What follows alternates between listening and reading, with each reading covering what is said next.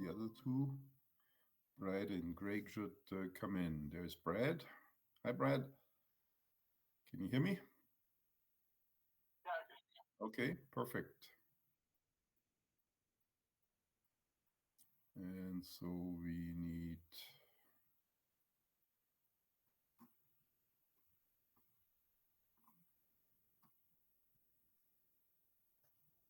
Waiting for the doctor. Yeah, we need Greg. That's right.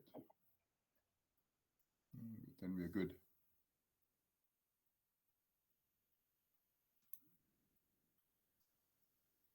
And, thank you all for, or thank you, some of you, for doing all the homework. And haven't gone through... I actually had sort of anticipated that I would get everything in sort of during the holidays, and I would have lots of time to work on them, right?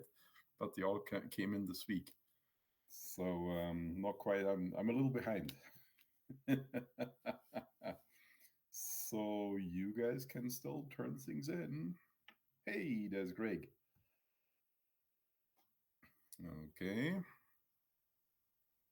So since we're all together, you probably saw my note from the last time. I screwed up. At the end of the session, I just hung up, and that deleted we lost basically the recording because of this. So now this time I want to be better. And I also have an end of session checklist now. So hopefully this works better. I'll turn on the recording now. And oh yeah, I also wanted to say Brad recorded, we have recordings of all the sessions, thanks to Brad. Thank you, Brad. I'll give those to I'll give those to Rob Russell, and he can turn them into YouTube videos in case you're into watching things. But I think it's probably better if you sort of just go through the books and look for answers. The reason why we have gone through a lot of questions is to get you used to the type of question these guys would ask, and how these questions are sometimes worded in a way that to trick you, right? So there's never go if there's a right answer, never simply tick off this is the right answer. Always go through all the answers, because sometimes there's two right answers, and then the fourth option they give you is, well, 1 and 3 is correct, or something like this. So if you tick off 1 or you tick off 3, you're technically correct, but only not completely correct. You have to tick off 4, where they say, well, those 2 are correct. So always read all the possible answers. First of all, read the question very carefully. There's details sometimes in there that are hidden, or they're important. And then go through all the answers. And if you really don't know, then eliminate the ones you think they're really incorrect. And you're usually left with 2 possible options, and then you have a 50-50 chance to get it right. So statistics work as well, right? Simply luck works. Use that too. Before we go in deeper into it, let me turn on the recording and okay,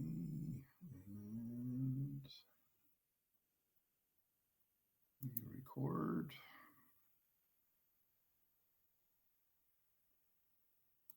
And we record.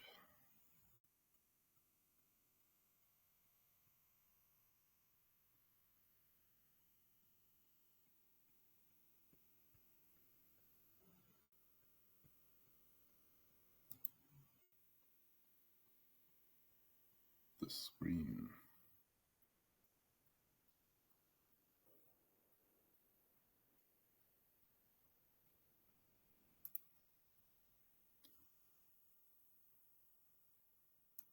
Okay, so we now should be recording there. Let me just check it. It's difficult to see what it is really recording, but it's recording the screen we're all looking at. And unfortunately, whatever you say does not get recorded. But if Brad is still recording, then I understand his recordings have both sides, my talking and your talking, so it might be better. Okay, so before we go further into it, we are now about halfway through the course. Are there any questions?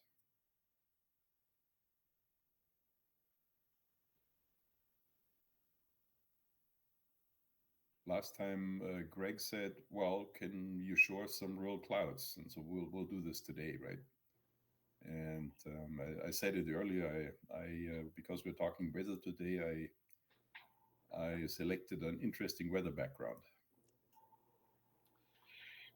So with the exam, do we schedule these exams ourselves personally, or does SOSA arrange for us to write the exam? No, you schedule them yourself.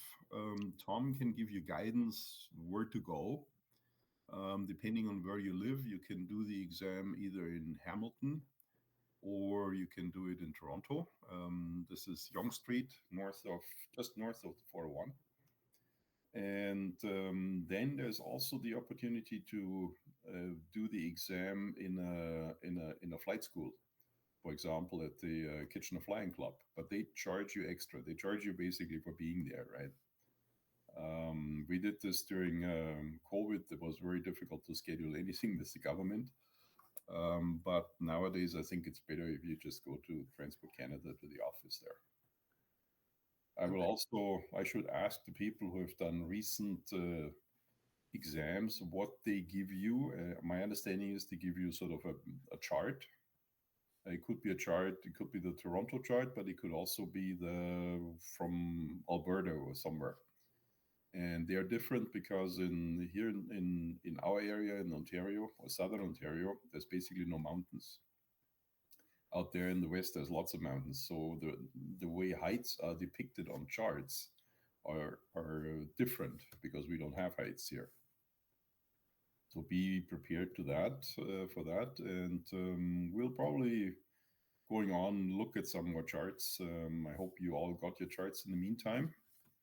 And so for after this session, I will send out as homework a few chart questions. Basically, find these coordinates. What is there? What is the airspace if you're at 3,000 feet over these coordinates?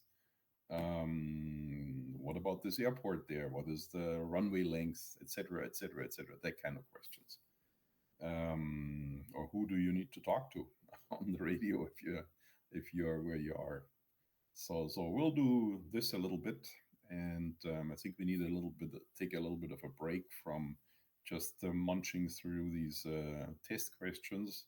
Some of them maybe, I think some of them are really old and may not be all that relevant anymore. I have a set of fairly recent questions that came up in recent exams, so we'll go through those too and talk a little bit about that. And so that's basically what we're going to do going forward. Any other questions?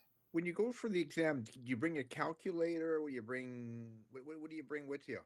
Excellent question. I think one thing you cannot bring is your phone. So you cannot use your calculator on your phone because there's too many other things on your phone, right? You can look up anything with your phone. But so if you dig deep in drawers, you probably find an old style calculator that can add, subtract, multiply, and divide. That's the kind of thing you need. You probably need a new battery in there. And so if you have that, that helps. I also have what is a really neat thing, but I don't think this kind of stuff is available anymore, is something like this. This is a calculator, does not need any batteries, always works. It's about 40 years old, has never failed me, and you can do all sorts of conversions and everything with it. But unless you find somewhere Someone somewhere, I don't think you can get this nowadays. Plus, you have to learn how to use it. So yeah, the answer to your question is I'm pretty sure you can bring a simple calculator, but don't use your phone. You probably have to hand that in before. I think they give you, and I will find this out for sure. They'll also give you some drawing materials. If there's paper on the side, right? They probably give you a pen as well, and hopefully also a ruler or something like this. Particularly if they want you to determine a heading or something like this, then you need something to. But you should practice on your map how to um, how to get a heading. Let's say from Sosa to Hamilton. What is the heading? There's a true heading, right? And then what is the magnetic heading? What would be the compass heading? And right, that kind of stuff. You should be able to do. Remember the TV makes dumb cadets? That's what you have to use when you convert. Hope you remember that. Okay. But yeah, I'll find out exactly what the environment will be and what they give you and what you should bring. I'm pretty sure maybe they give you calculators, but I don't know. But if you bring a calculator, bring a simple calculator where if they look at it, they say, yeah, all it does is it calculates something, right? If it's too complicated, then be careful. They may say, nah, we don't trust this. Okay. And you can write the exam anytime, or they have certain times a year you can write it, or they have a you get this. What you have to do is you have to make an appointment. So you call them up, and as I said, I'll ask Tom to give us the contact data and where you are. So you should decide where you want to go. Like whoever lives in near downtown Toronto, I think Yonge Street is probably a pretty good thing. You can get there by subway. We have more or less the subway station. Otherwise, if you live out sort of Burlington or this direction, Hamilton, then go to Transport Canada in Hamilton. I've never been there, and but Tom knows people there. We'll get you the phone numbers, and then you just make your appointment. So you should probably once we're done with the course, then end of January, then you should phone up for an appointment. And once you have the yeah, Noah. I wanted to say that I was looking into it like during the break, and I can send a link for online. You can do it online and look at what dates are available if anyone wants to do that. That would be fantastic. Yes. If you send it to me, then I'll send it to everyone. Sure, and it lists a bunch of different locations like all over Canada, but obviously uh, people can select wherever they like. Yeah, super. Yeah, and from what I have seen on the material you returned, most of you would pass. We had one fail so far, but it was a very tight fail, and because it's all you really need is 65%, right? So that's pretty easy to do. Shouldn't be very difficult. It allows for some guessing as well if you don't know. But I want you to be prepared to the point where you should definitely get at least 80% or something like that. A comfortable score. If we all score too low, well, we have 3 that fail or so, which we never had. So far, we have had 100% success rate. But if let's say everybody scores sort of in the 66% range, and then we have 3 people who fail, they would probably then question the training and say, well, what? How did you train these people, and how many hours, and on and on and on and on, right? So that's why, as the better we are, the fewer questions, and we want to be good. Okay. Weather. Who is ready for weather? Do you all have your weather sheets handy? The little cheat sheets we have there for the METARs and the and the TAFs.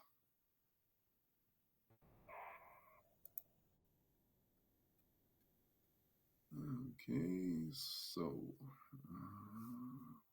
down here.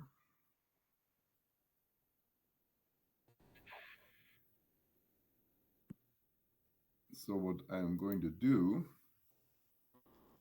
is I'm going to pull up. First of all, I'm going to share a screen. I think I'll share the entire screen.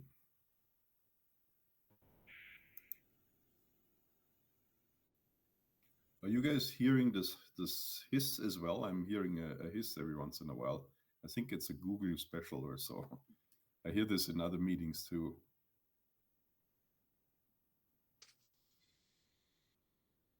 Oh, everything quiet. That's good.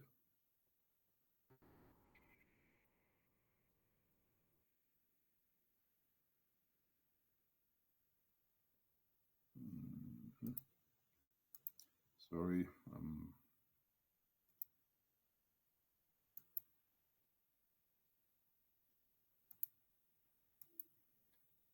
Okay, so you should see my screen coming up, and this is the NAV Canada screen. You all see it? I don't have my second device with me today, so I can't see if it is coming through. Okay, so do you see my cursor moving around on there? It says weather here. Yes. Yeah, okay, so I'll click weather. So this is NAV Canada. We are looking actually at our real weather right now, what we have there. Okay, so in here we put the aerodrome in, the airport. We take Kitchener. Kitchener is CYKF. Return, and it says, yeah, I know that. And then we select what we want. We don't want the SIGMETs. We don't want the AirMets. We don't want NOTAMs. This is where our NOTAM would show up when we fly, right? We want the METAR and the TAF. We don't want PIREPs, pilot reports, and we leave the upper winds for the time being. And no, we don't want the upper winds. What we should have is also an area forecast. So area forecast is also called graphical forecast. So this is not in text. All the others are in text, like the TARFs and the METARs. The area forecast is basically a chart, and there's two available. One is for clouds and weather, and one is for icing and turbulence. So let's do the clouds and weather, and then we tell it. Here we go, and there's our area forecast. But to start with, we are looking into the first line. This is the METAR for Kitchener. And what is it telling us? Who can tell us what we are seeing here?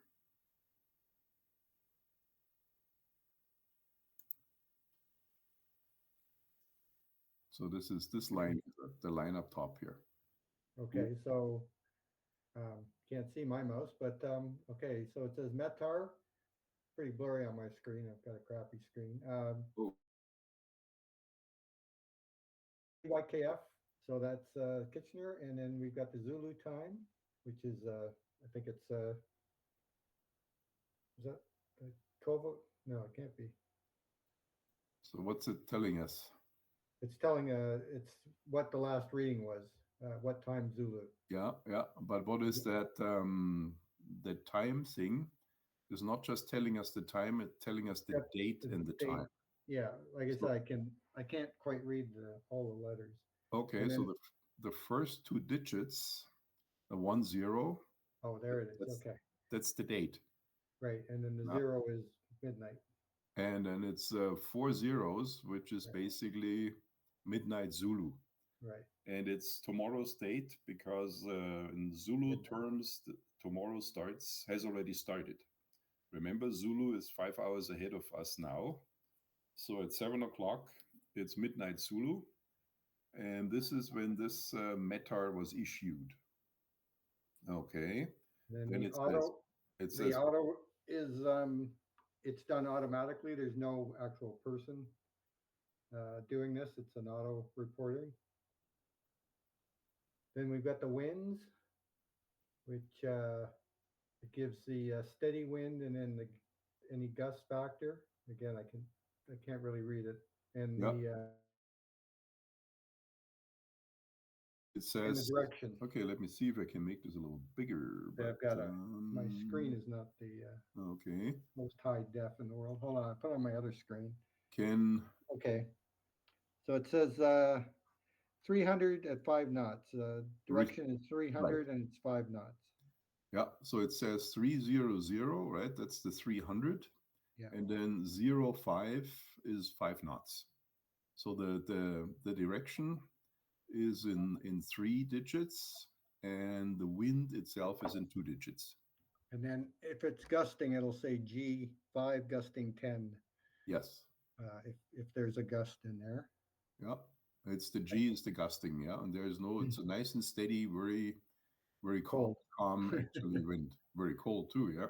Yeah, And good then thing. the next thing it says is what? Visibility in statute miles Yeah, visibility. And the next thing is the cloud sky condition. So that would be clear. It could be rain, could be freezing rain. sky condition is clear. That means there's no clouds. And what else could it be? It could be freezing rain or rain. I think RA is rain, drizzle, DZ. Yep. Freezing rain, I forget now. Z something. Yeah, there's there's RA is rain, right? And then freezing is FRZ or something like that. But that's all in your on your cheat sheet. And then there's light and heavy with a plus or minus sign. Right. Could be that. So in our case, I mean, this is a pretty simple forecast because the weather is so good. So we have here the CLR says clear. And then what's the next thing? What does that say? The M11 and M15. So we have, that's the temperature. So it's -11 with a -15 dew point. Right. So it's the temperature and dew point. And why do they put temperature and dew point together? It's a indication of how close fog may appear or bad weather. If they're close together or the same, then you're going to have bad visibility with fog. Yeah, that's very true. So if the dew point is usually less than, or is always less than the temperature, or equal. But if they're the same, that means we have 100% humidity, and it probably we already have fog. If it's sometimes when the temperature is only 1 degree above the dew point, then what that means is all it needs is the temperature to drop just a little bit, and everything will be fogged up. So then you got to be careful. In our case, we have a 4-degree spread. This is usually okay. Okay. I worked in de-icing of Air Canada, and in the morning we would have no frost, and the dew point would be spread. But as the sun comes up, it always drops a degree or two, and all of a sudden, out of nowhere, we'd have frost just because of that just quick temperature drop. It falls out. Enough to freeze up. Yeah. Okay, so we have the temperature and dew point, and the next that's a pretty easy one because it starts with an A. So that's your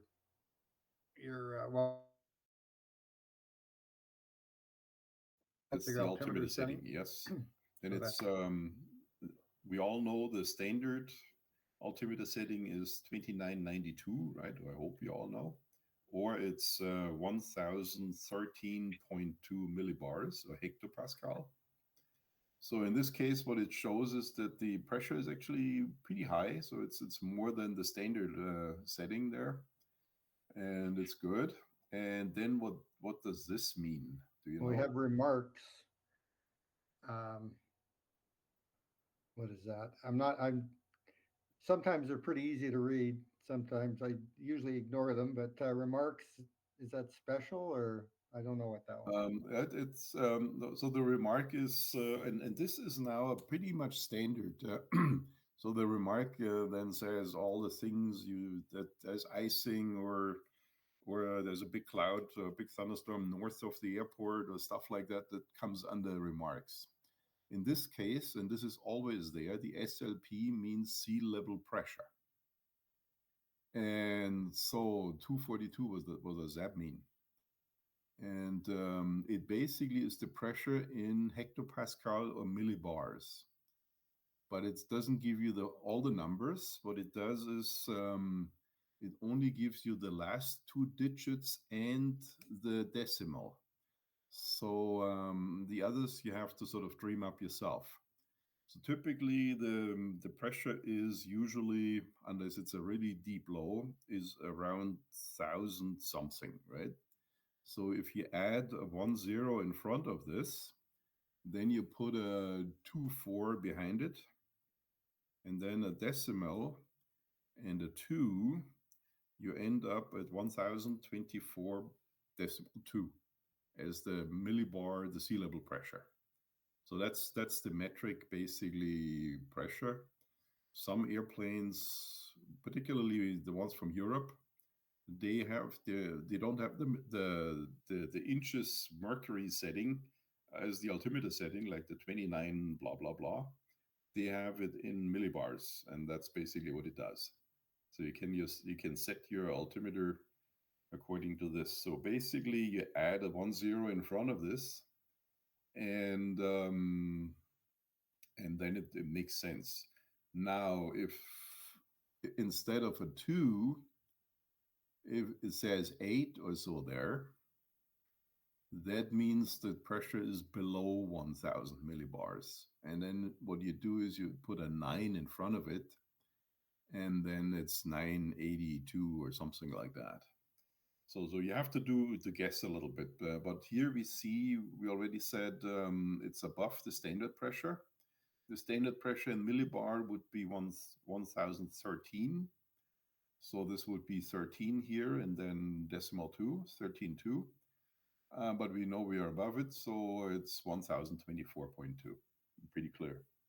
Okay. And that's a pretty easy METAR. There's not much in there. We'll see if we can find a better one later.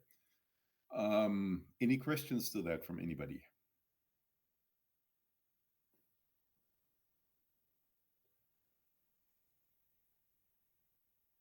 Mm-hmm. So I hope you can read it. I'm sort of reading it on my screen as it is projected, and it's really small, right? So I hope you guys can read it. On my normal screen, I can read it. On my crappier screen, I couldn't. But Okay. I can see that. Mm-hmm. Okay, that's good. Okay, so why can't I?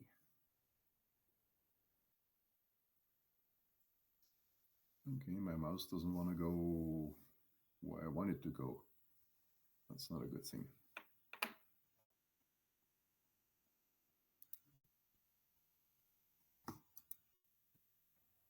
If you go up to the 3 bars there, you might be able to make it just below where the close is. Mm-hmm. The three horizontal bars under the X where the close, you might be able to make it bigger there. Okay, I don't see 3 horizontal bars. Right up on your address line, where you would close your window, the X, just below that, there's 3 bars. Oh, those bars. Okay. Yeah. Yeah, there could be a view. There may be a view there. Yeah, but there is a view. How about there you go. this? Yeah, that's better. Okay. So, thank you. Thanks for your help. Yeah. Okay. So this was, for all the people who couldn't see it, this was the METAR line we just decoded. Now I need somebody else. Thanks, Doug. Excellent. I need somebody else to decode the TAF. So the METAR, just to say this again, is not a forecast. It is the momentary observation. So this is what the weather was like at midnight Zulu or 7 o'clock local here. And this is about 35 minutes old now. And the TAF stands for Terminal Forecast. And so what does the TAF tell us? Who wants to try? Hey, Jimmy, you know this, right? Hey, I know you know this.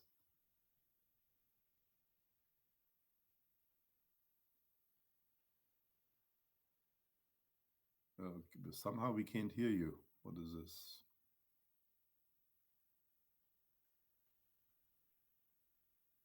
Are you talking? You're unmuted, Jimmy, but your mute signal's gone, but we can't hear you. But we still can't hear you. Well, maybe your mic's turned down. Okay. Well, we'll get you later, Jimmy. Thank you. Noah, do you want to take a stab at this? I don't think I know enough to be able to take a stab yet. Okay, good. Ray, how about you? Yeah, okay. Well, it's a TAF. It's at Kitchener. It's dated on the 9th, so today at 1941 Zulu time. Excellent. So how old is it now already? So they're, okay, so that's, that would have been 1441 our time, so 20 to 3 this afternoon. Yeah. So it's getting five hour old 5 or hours so, old. or close to 6. So pretty soon the TAFs are being renewed every 6 hours. So it's pretty old and should be renewed soon. Okay, so this was the first line, and the second line here. What are we reading here? Yeah, now that's as far as I can go. Okay, so that's basically that gives the validity. So this is when the TAF was issued here, and it is basically from 2000, so 20 Zulu, right? That's 8 p.m. Zulu, but there's no AM and PM in Zulu, so 20 today until the 10th, which is tomorrow at 8 in the morning Zulu. Okay, keeping in mind that that would be basically in the middle of the night for us. Okay, so this is the validity time here. And then we are starting with the weather pretty much as we had it over there. So we have 310. That's the wind direction, 12 knots. So again, this is a 5-digit number. The first 3 is the direction. So 310 is basically northwest. 12 knots is the wind. It doesn't say any gusts because we have good weather, right? It's a high pressure area. And it gives the visibility +6 statute miles. So it only counts up to 6, and if it's more than 6, if it's unlimited or whatever, it doesn't say it's 50 miles or whatever. It basically says it's more than 6, because for VFR and IFR traffic it's enough. We don't really need any more. Of course, in gliding, we want to see much further than this because we need to see the cues, right? Okay, so so it's good weather, and then it says sky clear.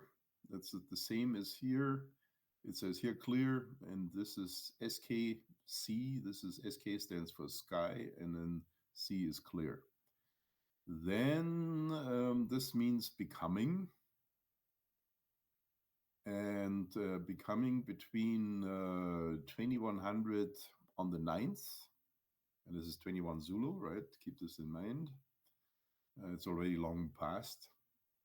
And 23 Zulu on the 9th, so this is in a 2-hour window. The wind will drop from 12 knots to 8 knots, so not a big deal, right? And from then it says from 10 goes into tomorrow, right? The 10th, from 0200. So this is almost now. It's not quite. We are not quite there yet, right? We are basically at 040 right now, Zulu, in the 10 on the 10th. So this is now future here. The wind will be 290, 5 knots, but still the same, unlimited visibility, sky clear. And then it will say a remark that the forecast is based on auto observation. So that means this is wasn't a weather guy who made it. They were basically just reading, a computer was reading the gauges and produced this. And it will say the next forecast will come at the 10th at 020 Zulu. So 020 Zulu is 9 o'clock local right now. So it'll be in another hour. We'll have another forecast. So it means it's a pretty old forecast, but it's okay. And keep in mind, so METARs, a typical exam question would be, what is the validity of a METAR? There is none, because it's a momentary observation. How often are METARs issued? Routinely every hour. So every hour there is a new METAR, unless there's very rapid change, and then they will issue METARs in between the hour. So there can be really rapid changes if there's a front passing, and they call it a specie. So it's instead of METAR, it then says specie there. And they can put a specie in every time, and things are significantly have changed from the previous observation. But it is only an observation at that time. Now on the TAF, the question there is, what is the validity? Well, the validity is specified here. So from 20 Zulu on the 9th to 8 Zulu on the 10th. And that's the validity, and it's valid typically, or it gets renewed every 6 hours. Okay, so every 6 hours the TAF, and then the area forecast. The abbreviation for the area forecast is FA, like forecast area. And that is typically a chart. And there you can see, and it covers Ontario and Quebec quite a bit. So down here, we are down here, right? This is Southern Ontario.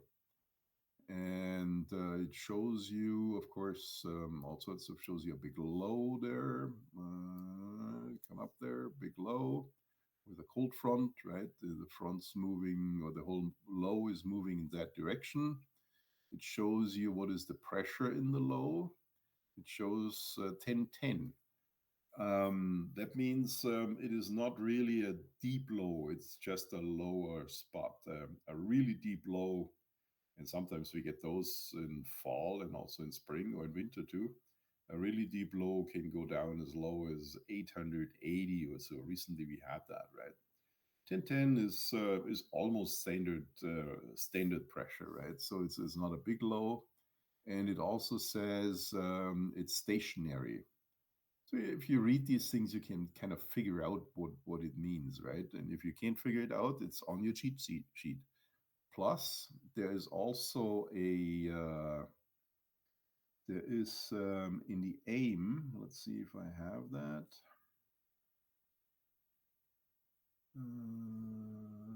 Maybe not, but in the AIM, and I can send you that, there is, and the AIM is the Aeronautical Information Manual.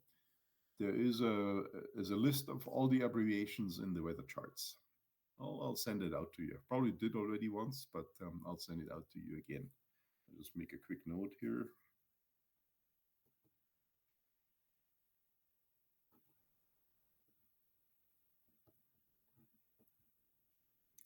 Now let me see if I can find that. Quickly met. Here we are.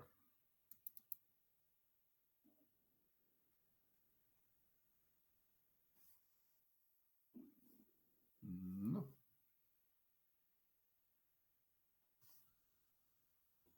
It's not coming up yet. Oh, it's a slow one. Okay. Okay. So it's the table 14 in first of all it's in the section Met, well, because it has to do with meteorology. And it's the table 14.4. And it shows you basically all the abbreviations here, right, and what they mean, like BRFLI, briefly, CB, cumulonimbus, CIG, ceilings, CLD, cloud, CLR, clear, and typically this is drifting, drizzle. We talked about drizzle before, DZ, right? And then the rain is AR. And I've never seen elsewhere in a forecast, but it's in there. Embedded sometimes happens, right? Forecast, FCST, easy, few. There's clear, there's few, and then there's all sorts of other things, right? There's remember the octas with the sky. It's also, by the way, that's also in the AIM. Okay, and so on. FZ freezing, FC freezing level. That's important. That's an important part. Are you above the freezing level or below? It's typically is in the area forecast, and so on. So and it goes on and on and on. And you can pull this out if you look into. You should have a copy of the TC AIM. If not, you can download it from the Transport Canada website, and it gets updated every, I think, twice a year or so. Then you find this page. You can basically look for the Met section, and then you just look for the table 15.1. You flip through it. Okay, so I'll close this again, and we go back to our weather. Where's the weather? Here. So now we have this chart. So again, here's the limits of the weather chart. Here is I think this here is the Ontario-Quebec border here. So it goes Quebec and Ontario and Quebec. And what does it say down here? Basically it says there's a high pressure area. It's north of us. The pressure in the center is 1028. That's pretty good pressure. It's pretty strong high pressure area. Then this arrow here means it moves in that direction, the high. And then what it says in here is basically applies to these areas. There's not enough room to put this in. So it says isolated Q at 6,000, 60, flight level 60, 6,000 feet. Sometimes 5 miles visibility in light snow showers. Here in New Hamburg, we have been under streamers for a long time now. We have quite a bit of snow. I have to check SOSA how much snow there is. And it says sometimes when there's a snow shower, ceilings, CIGS is ceilings at 1500 AGL, so pretty low. And then down here, a little further to the west here, it says scattered with Q, bottoms 3000, tops 6000, and +6 visibility. So pretty good down here, not so good up here. The green also means there's precipitation.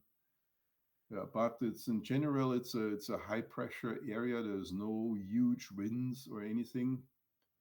And over here, there's patchy 4 miles, light snow. So it's patchy snow there. Ceilings 1500 HEL. So this is northern Quebec, not so good there, right? And yeah, so this is the area forecast. This is the one for on the 10th at 0 Zulu. That's where we are now. Then we can look at the next one, how this develops, as we see this high is spreading its influence. And so this would be 6 Zulu. This is 12 Zulu at the 10th, which is 7 in the morning for us here locally tomorrow morning. So if we want to go flying, yeah, it would be, if we have a plowed runway, it would be a pretty nice day to go flying if the heat doesn't bother us. Okay, now we look at what the same thing looks like in the US. It's not really something you need to know. It's not being asked, but the US maps are more, how should I say, more user-friendly and easier to understand. And what we have here is it's a proper weather map, right? So we have we are in Southern Ontario. And maybe I go back here a little bit. Oh, we're back to 100. Okay, that's good. This is what's the time? It is the 10th at 0 Zulu. So this is midnight Zulu, about an hour ago. Yep, an hour ago, 7 o'clock local time here. We see two highs, and they both have 1028 millibars. So this we call two highs together high pressure ridge. If you look at highs and lows as highs being hills and lows being valleys, then of course two highs together, they form a ridge. And two lows together, they form sort of a trough. The other things you see here are these lines, and these are the isobars. Ever heard about isobars? So every time it says iso, it means the same. So an isobar is a line of the same pressure. So around the high, there's basically a line of equal pressure, and that is 1024 millibars. And that's pretty much in our area. Remember, that's what the forecast said. And then and these isobars are staged, or they come every 4 millibars. So this is the center of the high is 1028, sorry. Then there's 1024. The next one is 4 millibars lower, 1020, and then the isobars are getting closer together. I mean, the isobars are close together, and we're at 1000 here, 996 here, 978. So this gets really low. So there's a pretty powerful low out there in Newfoundland. And isobars close together means there's a lot of wind.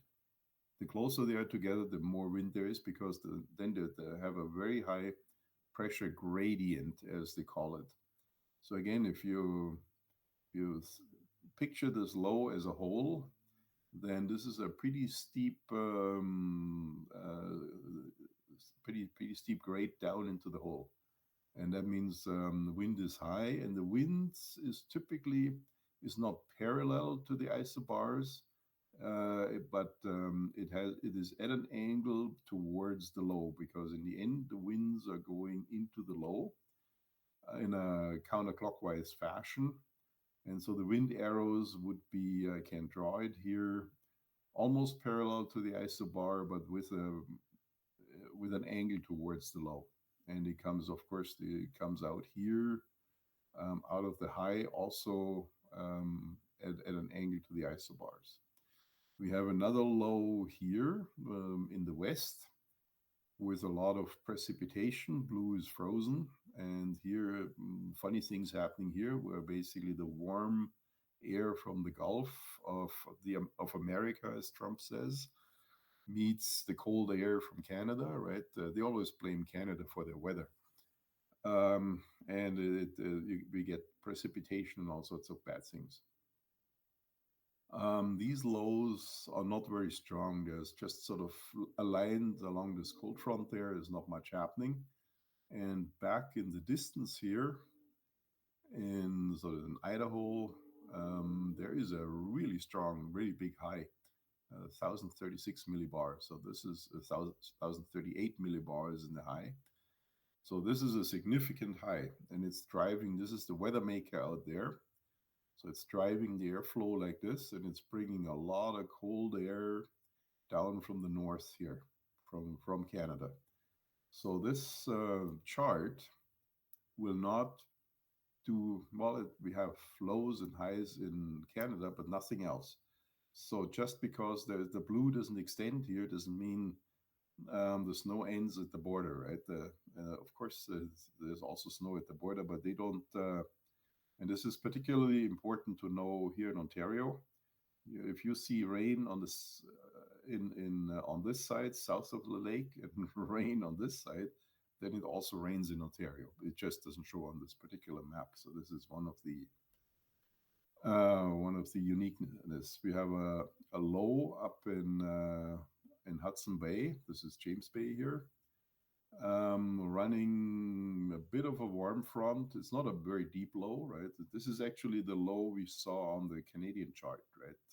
Where we said it's not a very deep low, but there's a little bit of warm air moving up there.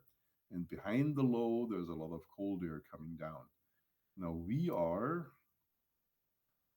the last couple of days we were in this kind of stuff. We had the pretty strong northwesterly winds, right? It was really cold with the wind chill. Now we have nice and calm weather. And eventually, if this moves on this way, there's everything that moves typically west to east. So if this moves on, eventually we'll get into a warmer airflow coming up on the back of that high. So we can step through this. So this is 2 in the morning. So tomorrow at 7 o'clock local eye in the morning, we see this is coming a little closer here. At 1800, which is 1 o'clock, it's just after lunchtime. It'll start impacting us tomorrow evening at 7 o'clock. You see southern Ontario, I mean, it looks like we are clear, but we are not. We have precipitation here, precipitation here.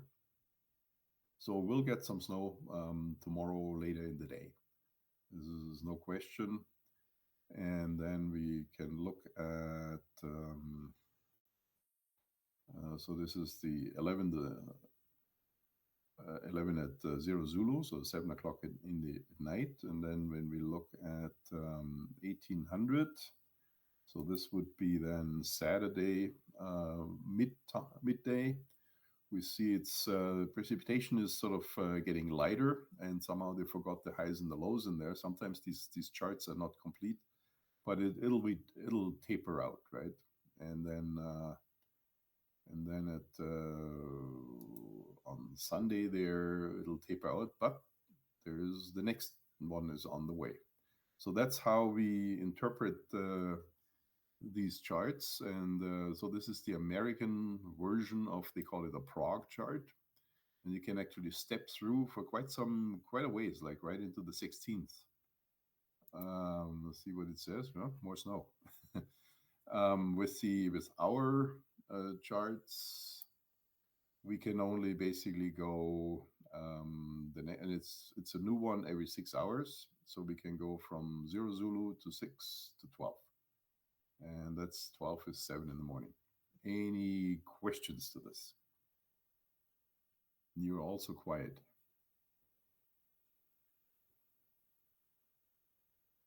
Okay, so So when I think of highs and lows, I think it predominantly changes in temperature. Is that the way you think about it, or not? no, it's not the changes in temperature. The changes in temperature take place with the fronts. And fronts are typically associated with low pressure systems like this front here, right? And highs don't have fronts. And for example, when if you see a cold front like this, that means it's warmer here and cooler on this side. If you have a warm front like this, it means it's warmer here than it is here.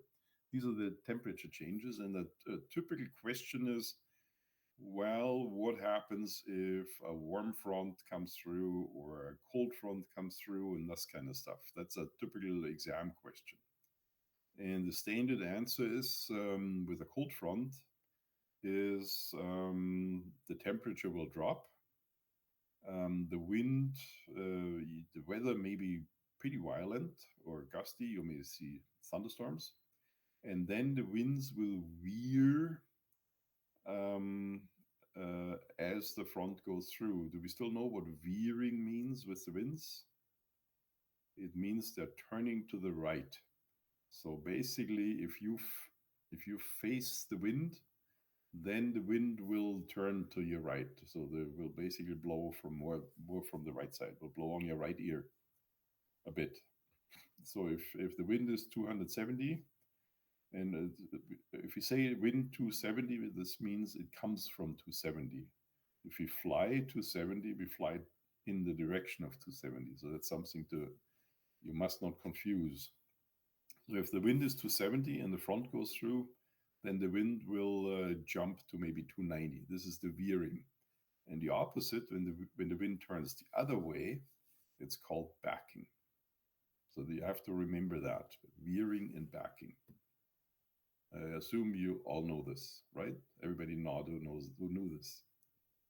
We've gone through this a couple times already, so you should know. Okay, and so just as a little refresher, we have seen this just as a little refresher about the fronts.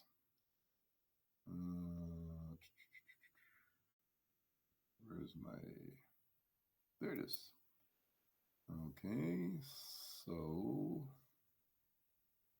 here we go, we open this. Okay.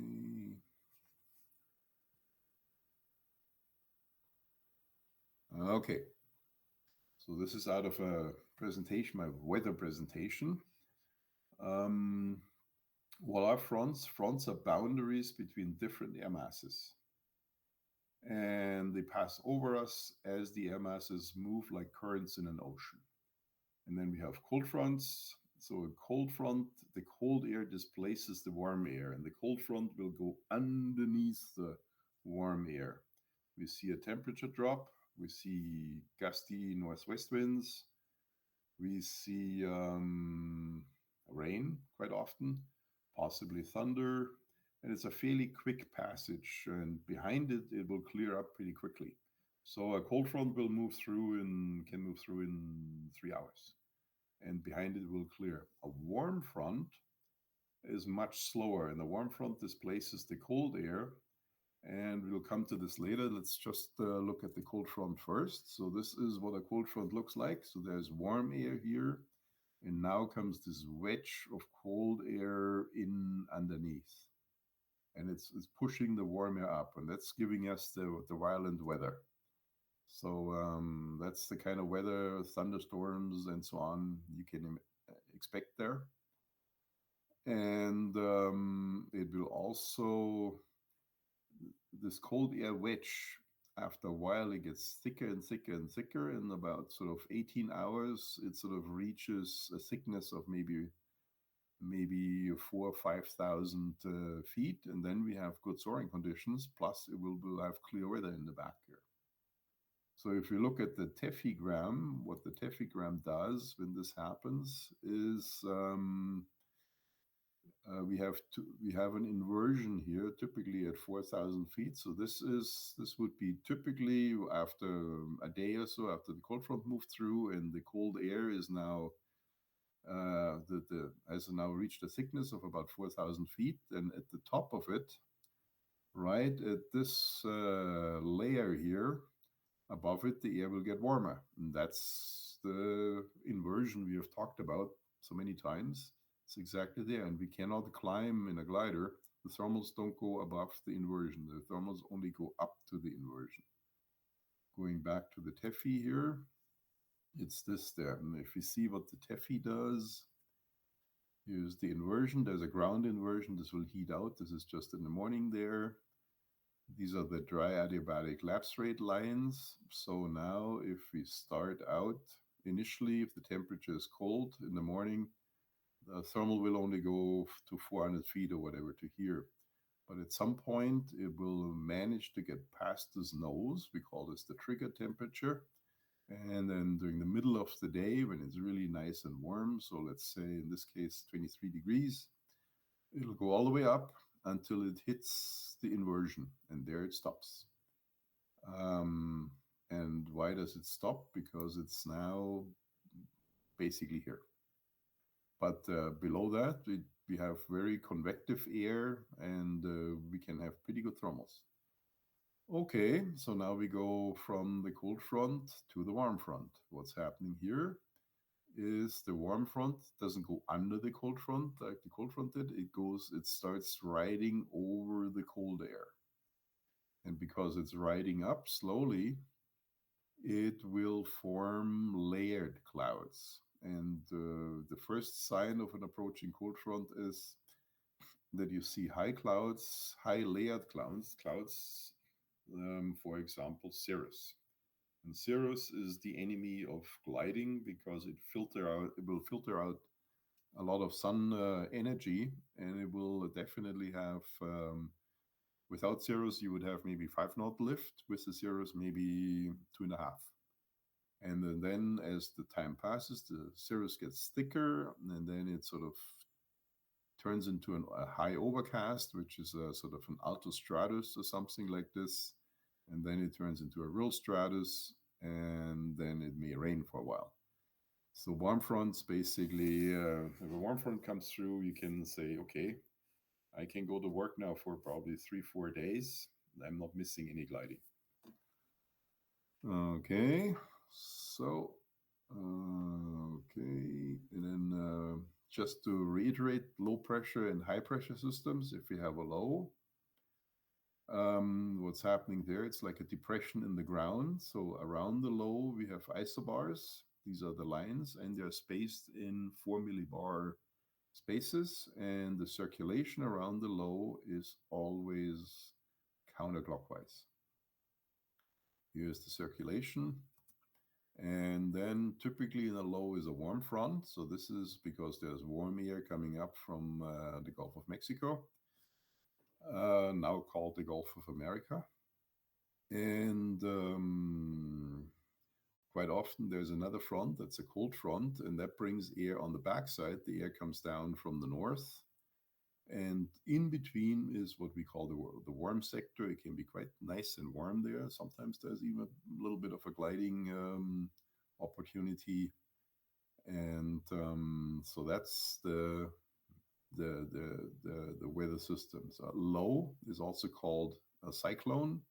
It's unstable because the air mass rises. The reason why we have bad weather in the air in the low is because the air mass generally goes up slowly, and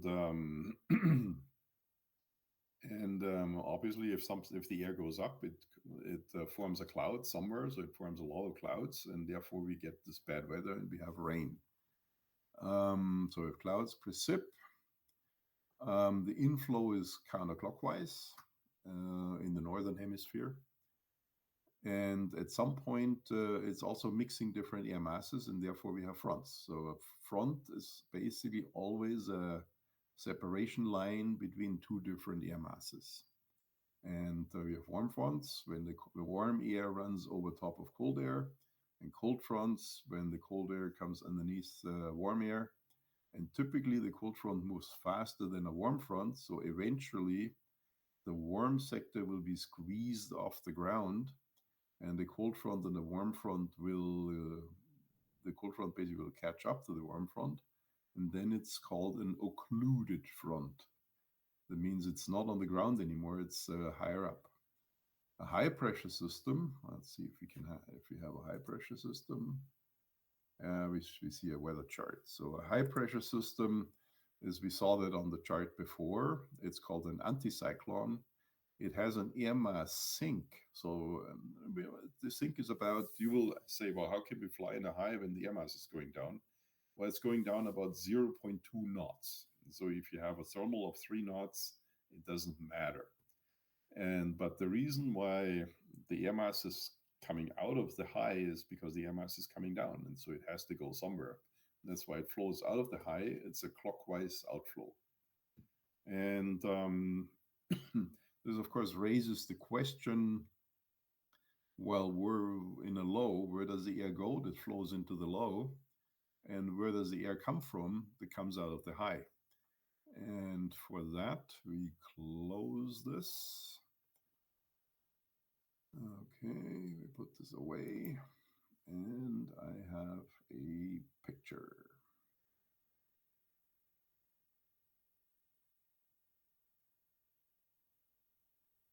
There. Ooh. Wrong screen. Okay. So now this is sort of a cross section through the atmosphere, how it is around the globe, around Earth. And we have in the cross section, we have flows. For example, so we live, well, this is Europe, we live at about these latitudes. And what's happening here, the air mass further north will go up.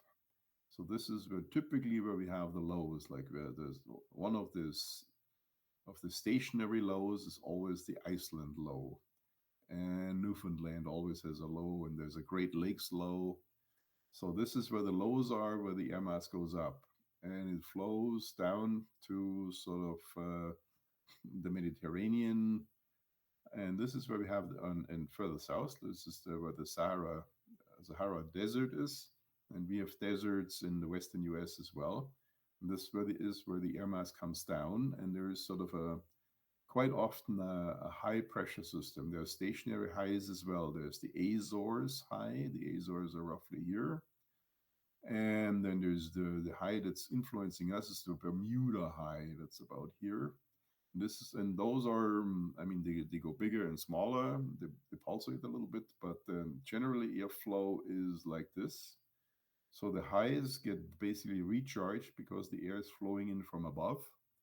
And the lows, we said the air is rising, and it basically rises up, and then it starts wandering south or wherever, either south or north, to come down again.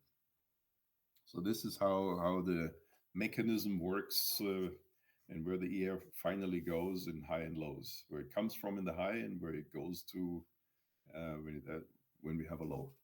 Any questions to that? It's amazing stuff, isn't it? Okay.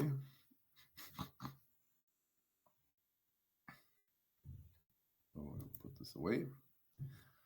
Okay, so now I want to share with you a story about a cold front that was amazing. Okay, and that was on Saturday, December 11th, so it was winter 2021. And it was an amazing cold front. The temperature dropped 10 degrees in 2 hours. That's a really quick temperature drop. The wind direction changed. It veered, of course, from 210 to 240. It's not all that much. It's only 30 degrees. And that was in Hamilton. And from 200 to 250, well, it's quite a bit in Kitchener. The barometric pressure in Kitchener rose from a low of 2912 at 2 p.m. to 2938 at 5 p.m. Yeah, it rose. It means behind the cold front, the pressure goes up. And the interesting thing is, I mean, we are talking December, so winter.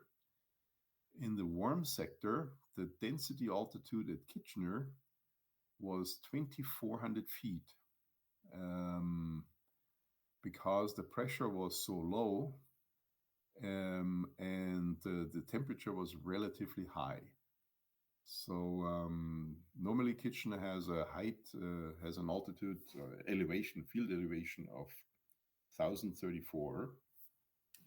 And the density altitude is normally just an issue in the summer when it's really hot.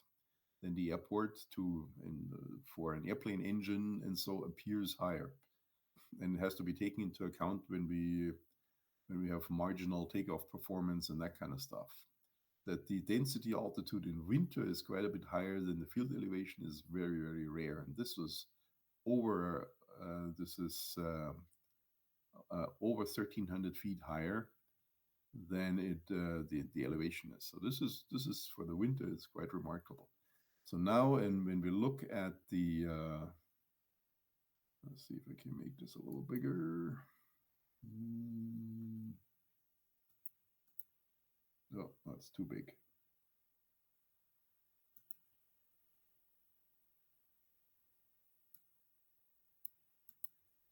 Ah, nice. Okay. So these were the TAFs during that front. This is the Hamilton TAF. Do we have a Kitchener TAF? Yeah, we have a Kitchener TAF too. Let's go through the Kitchener TAF first. And the METARs. And the METARs is the oldest is at the bottom and the newest is at the top. So this was December 11. So this is 11. This was 17 Zulu. So 17 Zulu is about 10 o'clock local in the morning. And this is, no, 5 o'clock. It's 12 o'clock. Sorry, not 10 o'clock.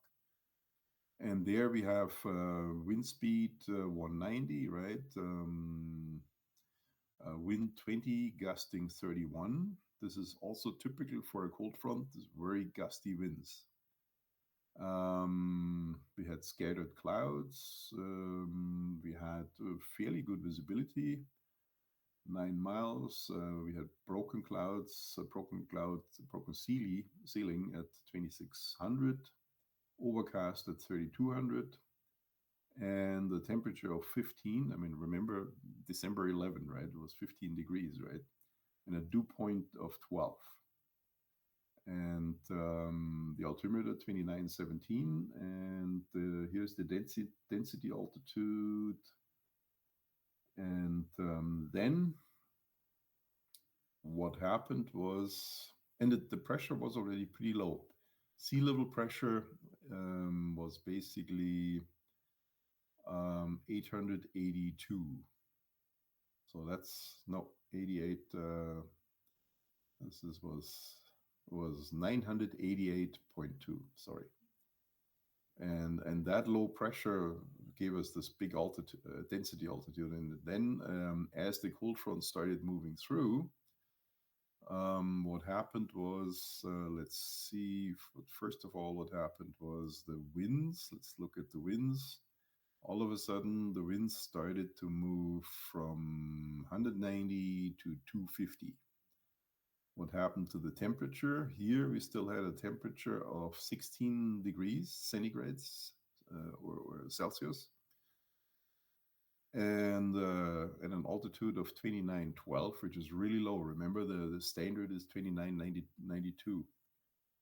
And then the temperature dropped from 16.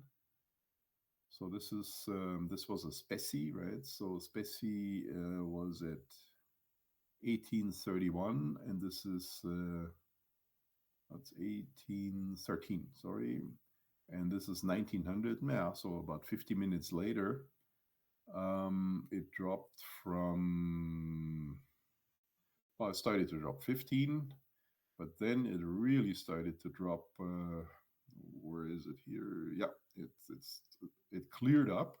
Cold front. Remember, it's clearing up in the cold front. It dropped to 10, and the dew point it dried up to. It got a lot drier. Dew point 2. So the spread was now 8 degrees, right? And then it dropped to 6 and dropped to 4 and dropped to. It stayed at 4.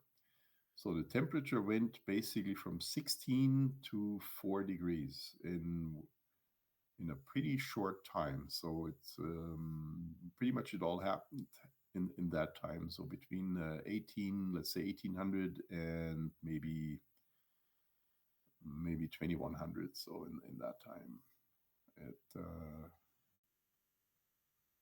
10, yeah, and the biggest drop was probably between 20 Zulu or 1930 and 2100 in a pretty short time. A huge temperature drop, significant wind change from 200 to 250. Still very strong winds here, 32 gusting 41. And that's another thing with the cold front passing, very strong gusty winds also happening. Then some rain with it, right? Yeah, so interesting. And while the TAFs, did they forecast? They probably forecasted it at some point. Don't want to get into this. And similar, I guess these were photos I took. Okay, but they're not super. Okay, that was this was the front approaching. Okay, so that was an interesting. This was probably the most impressive cold front from a weather perspective I'd ever seen or noted. I mean, there were probably other cold fronts, but there it was really amazing how warm it was for December 11, and that the warmth in combination with low pressure drove the density altitude up over 1,300 feet of what it normally is, or what the airport elevation is. So yeah, quite something. Any questions to that? So that's your typical cold front. So what happens in a cold front? Temperature drops, the wind gets gusty, and then it veers, and behind it the weather clears, but it stays cool, right? Because the temp and the winds stay pretty strong initially. That's your typical cold front. The typical warm front, what happens is you get high clouds. It can get warmer. Sometimes there's rain involved, and at some point you're looking at probably a few days of rainy weather until it's cleared out. So when you see these typical question would be, they describe the weather pattern of a cold front, and then they say where they say, well, in a cold front, what is the weather pattern? And the right answer is, it gets colder, the temperature drops, the wind veers, and it gets gusty, and there could be violent weather. Okay. Any questions? So let's look at some clouds. The last time, because there's also quite often there's clouds, and Greg said, can we look at some clouds? And that's what we're going to do now.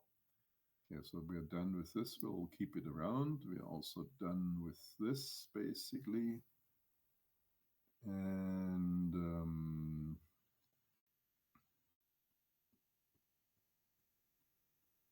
just before I close this,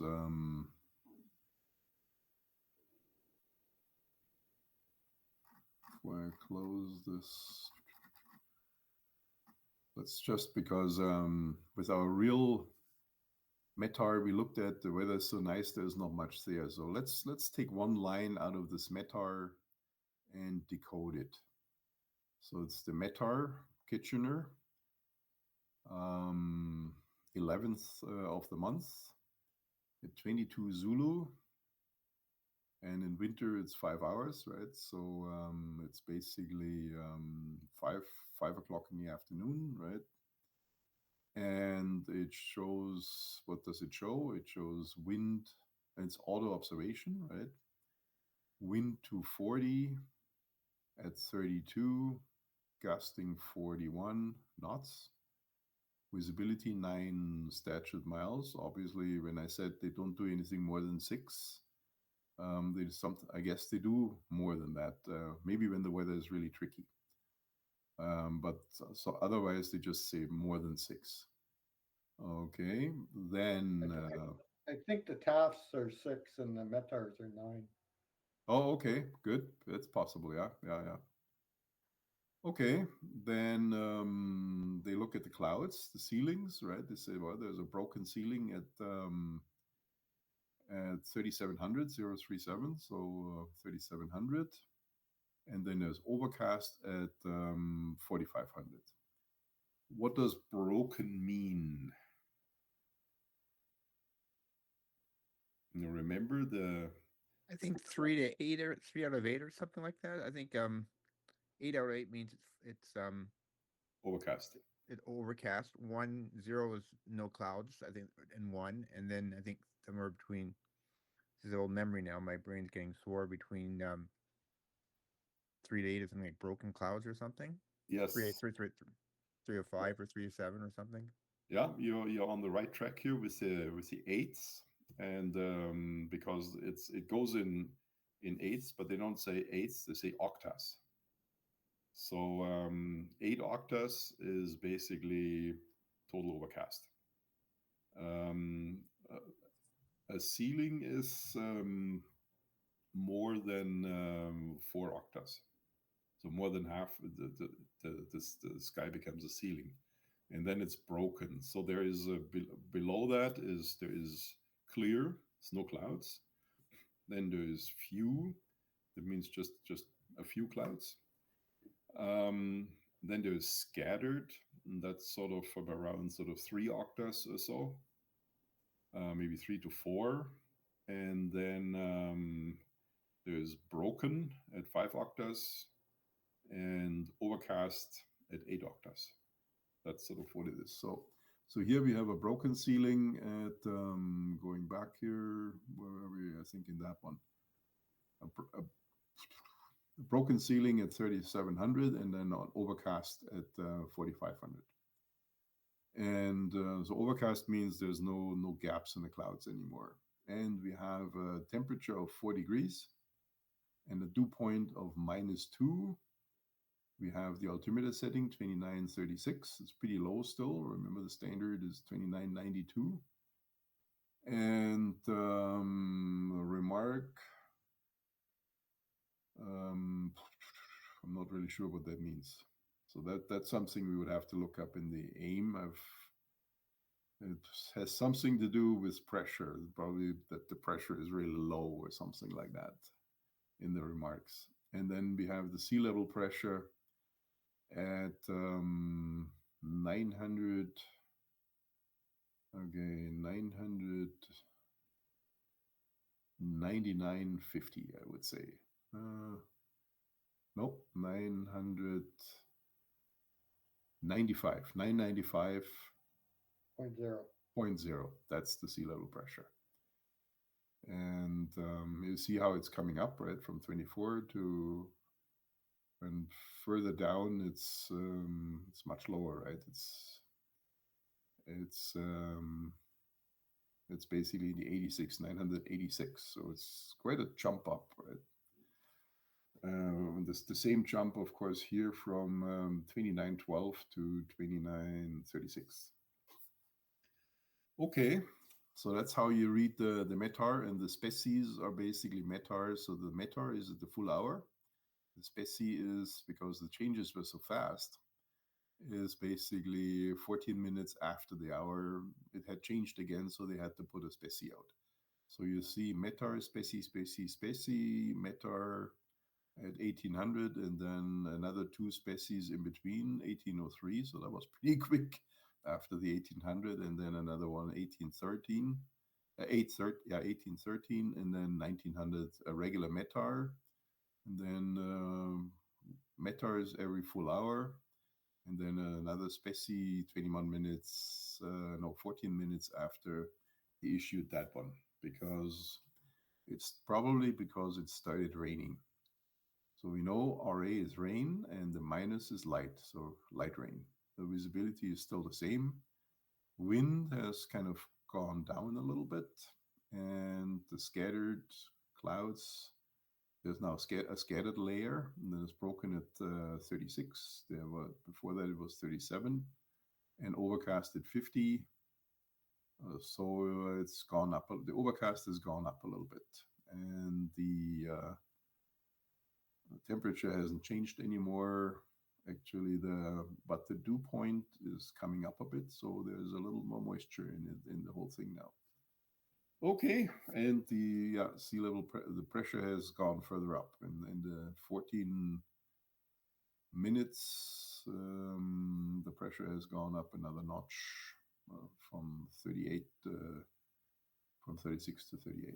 Okay, we'll put this away before your head starts spinning. Okay, does anybody need a break? Or are we good? We have another half hour left or so. Everybody good? Okay. Let's look at some clouds. And first, the theory.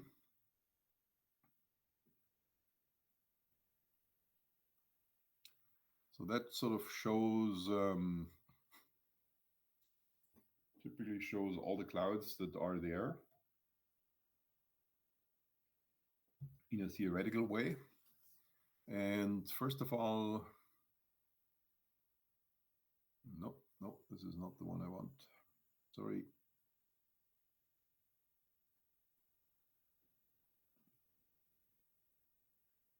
Yeah. I put this one away. This is my cloud thing. Okay, this is a little bigger. Okay, clouds are divided by or are known by the height, by the layer. They're divided into low clouds, mid-level clouds, and high clouds. So low clouds are below 6,000 feet, 2,000 meters, so roughly there. And so where we fly, typically we have cumulus, the nice cumulus. There are low clouds, right? And we are flying under them.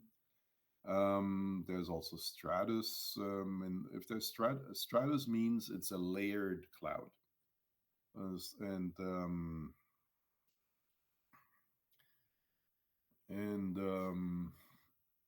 a low stratus cloud is always bad weather, basically. And then sort of in the mid-level, we have altocumulus, so it's little dotted clouds in the sky, but they're not really working in terms of thermals. And the mid-level is sort of between 6,500 feet and 23,000 feet. We have altostratus, so this is a typical warm front cloud when it comes in, right? And then above that, above 23,000 feet, we have the cirrus clouds. So cirrus are these very faint, thin clouds. The sun usually shines through them. Sometimes when they get thicker, they're called cirrostratus. And that's already a layer where the cloud, you may still see the cloud as the sun as a disk, but it doesn't really shine. It doesn't make shadows on the ground anymore. And there's cirrocumulus. Again, cumulus means basically a lump. So a cloud that is somewhat vertical and roundish, basically like a lump. Now, extreme stratus clouds are the nimbostratus. Whenever it says nimbo or nimb, that means there's rain involved. So nimbostratus is basically one thick cloud, and it rains out of it, and it stays there for days and doesn't move much. So terrible weather, so to speak. And that's sort of typically the end of a cold front, of a warm front. When a warm front comes in, starts with cirrostratus, altostratus, and then the big nimbostratus comes in. It starts raining. We haven't talked about this one. This is the cumulonimbus cloud, the CB, a dreaded CB. That's basically a thunderstorm cloud, and that goes through all three levels. It goes from low to high. So basically, particularly sort of around the equator. I remember flying across the equator at probably 40,000 feet in an airliner, and the tops of the CBs were still higher than we were. It was pretty amazing. And they basically go all the way up to the tropopause, basically where it goes. The tropopause is the layer between the troposphere. This is the troposphere where we are, and the stratosphere. And they cannot go through that. That's why when they run into the tropopause, they basically spread out and they form what's called an anvil, and it can be quite spectacular. Okay, so and then there's usually lightning in the cumulonimbus. So again, there's the nimbus; it rains out of it. But a proper CB, particularly when they go over 23,000 and above the freezing level, there's basically hail in there, or ice pellets, and the friction of these ice pellets against each other, they charge the cloud, and we have lightning. That's how it happens. Okay, and now we look at some real pictures. So this is nice. It's a nice picture. This is what it looks like in theory. And the real pictures, we have those two. I'll put this away. Okay, so here's just another picture. And this is in this picture, we also see lenticular clouds. Lenticular clouds, the name comes from lens, because they look like a little bit like lenses, and they are wave clouds. So they're important for us for wave flying, and they are basically sort of, the wave is typically created by a mountain, but it extends much higher than the top of the mountain into the atmosphere. And a lenticular cloud looks a little bit like a wing. It has a clear front edge and sort of a ragged back end. And what happens is the air goes through, the air goes up, the air condensates, so the air makes a cloud and flows through the cloud. And as the air starts going down again on the other side,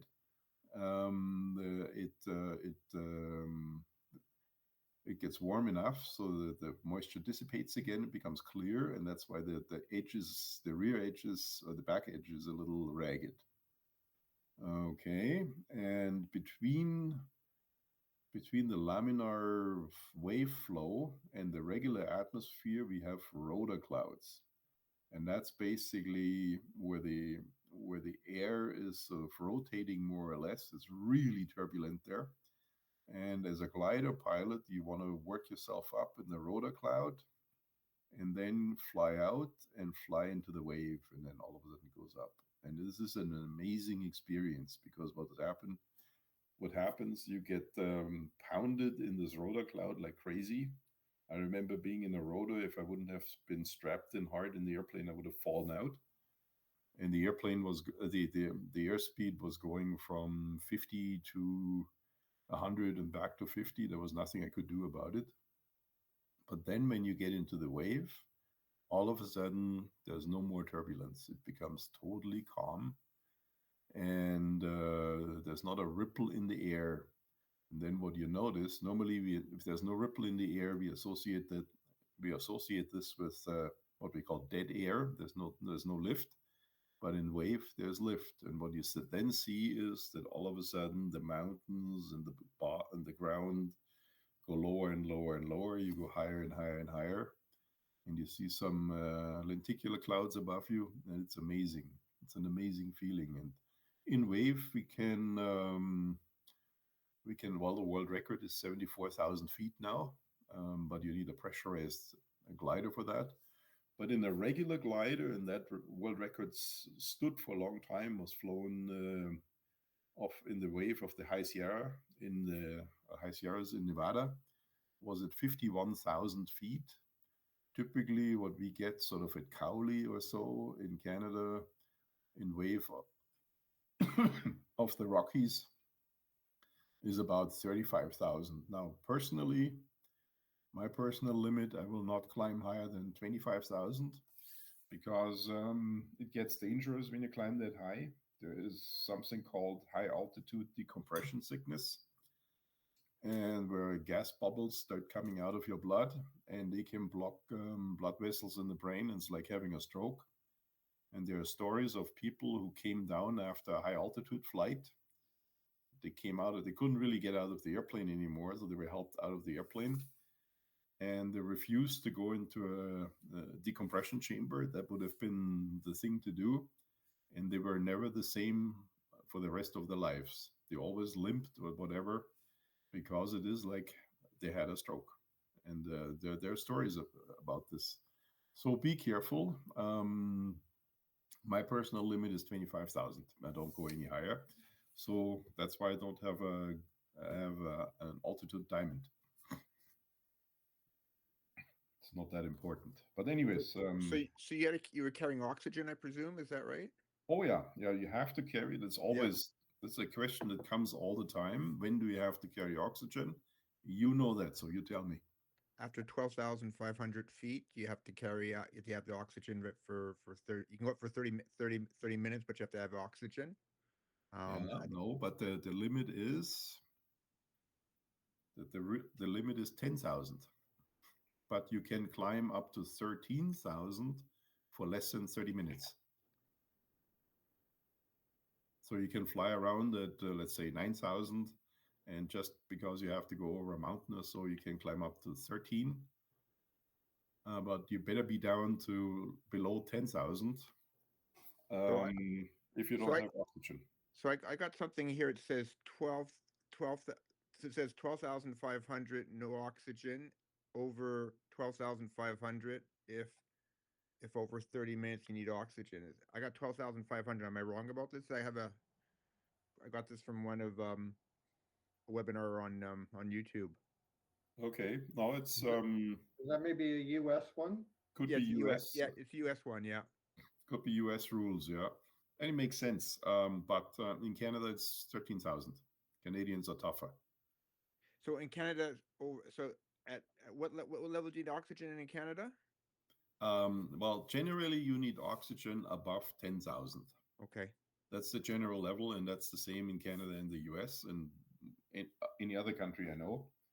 But there's an exception, and that is if you can go up to 13,000 in Canada for less than 30 minutes or less, but not more. Because I got this from Airspace and Regulations Private Pilot Writ Exam and something called Flight Night. So they use 12,500. Yeah, but if it's a US, US, it's a US.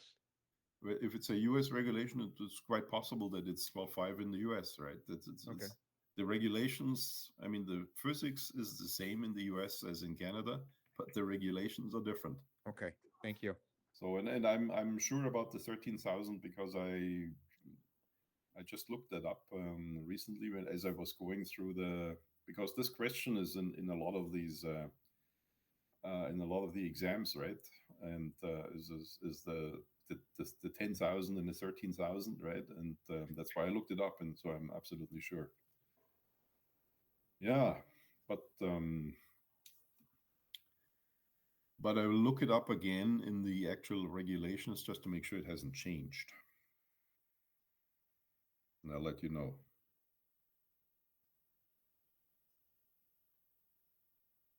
I'm just making a note here.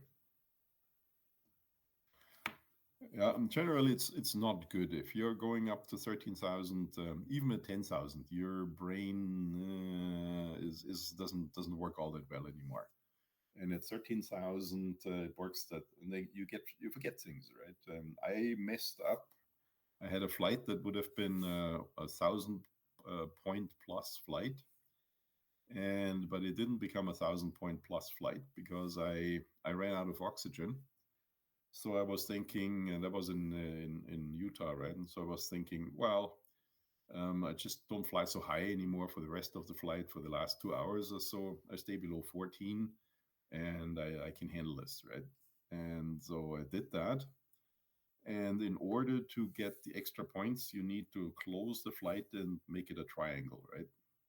and I had a plan laid out how to close the flight in the end and all these things.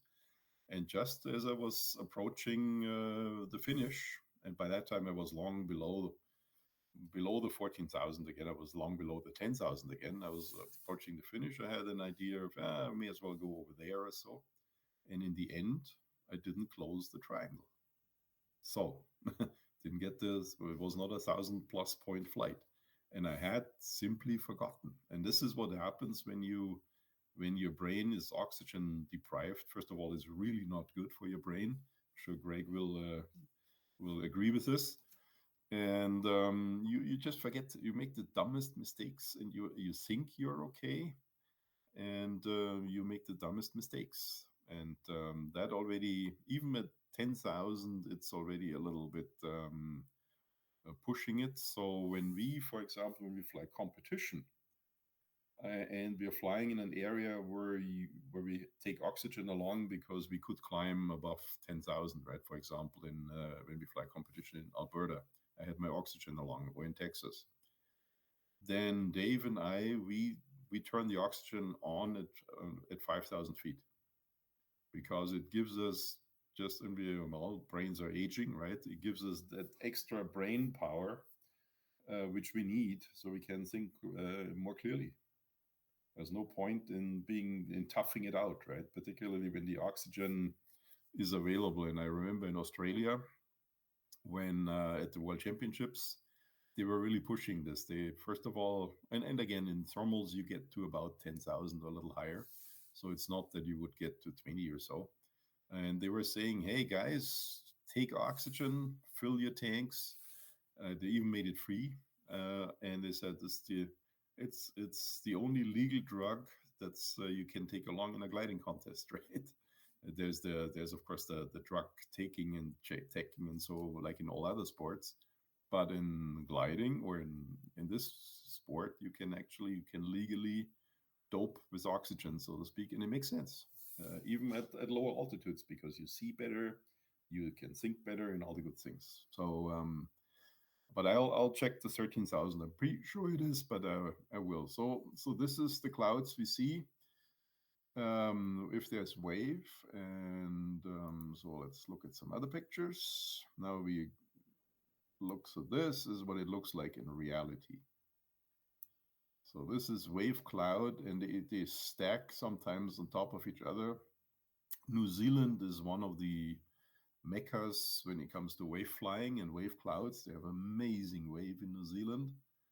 And so you see these down there, these are the rotor clouds. And here too, so they're really raggedy little things. This is where's the boundary layer between the laminar airflow. Airflows like this, and the other airflow, the stationary air down there, right? And this is where the rotor clouds are. And you climb up there, go under the clouds, or under the front. And so this is the front side. You see the fairly smooth edges on the front, and the fairly ragged edges at the back. So the wind's flowing through the cloud like this. And there's a big one, right? And so this is what it looks like, and then I'm going to show you a few other pictures. Okay, so I'll go into my cloud pictures. Okay, let's look at some CBs for. Oh, there's some cirruses. Yeah, look, this is a. Come up. Yeah. So this is a typical cirrus cloud. So nice cirrus cloud, actually. This is the first. It's the first sort of thing you see when a warm front comes in. More cirrus. Nope. There's actually these are wave clouds in Ontario, and this is a thunderstorm, and it acts like a mountain. So over top there is some wave building. It's interesting, but that's not what I wanted to show you. I wanted to show you this guy.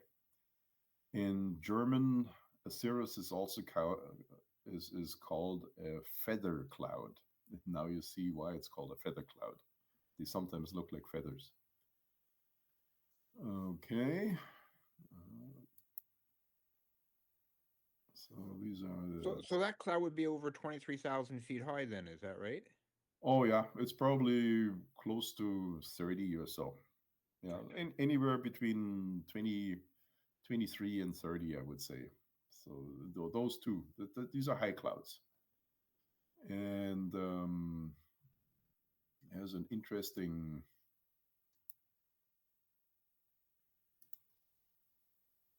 Here's an interesting shot, the satellite shot. So this is Lake Ontario here. Lake Erie, Buffalo is here, right? Salsa is here. And you see all these ripples here? This is basically wave. There's pretty strong northwesterly winds. And those winds are hitting the hills here, first in New York State and then in Pennsylvania. State College is roughly here. And they're creating wave. And these are all basically wave clouds everywhere. So you can fly along these waves. It's amazing, right? So it's, of course, what you have to watch is that it doesn't close up below you because you can actually climb above the clouds. But wave flying is certainly an experience, and we can also do this here in the east. Sometimes we go to Lake Placid up here somewhere where we can wave fly. Maybe we do this this fall. We did a few years ago. We had we did an expedition there. So are wave clouds usually associated with mountains causing these things, or not? Usually they are associated with mountains, but they can also be. I've flown wave in Ontario. It's pretty rare, but for example, on this picture, there is no mountain in this picture. This is what was taken at Sosa. This photo, and what kicks the wave off here is there's probably a pretty strong airflow higher up, probably 20,000 feet or so, maybe 18,000 feet. And there is a cumulonimbus building or a towering Q. And because it's building up so quickly, the airflow has to go over top of it up there, just like over a mountain, right? And that's kicking off this wave. And we have the primary wave here, and then it goes down, and there is a secondary wave, a little bit, just a little hump. Now, can we fly that wave? Questionable.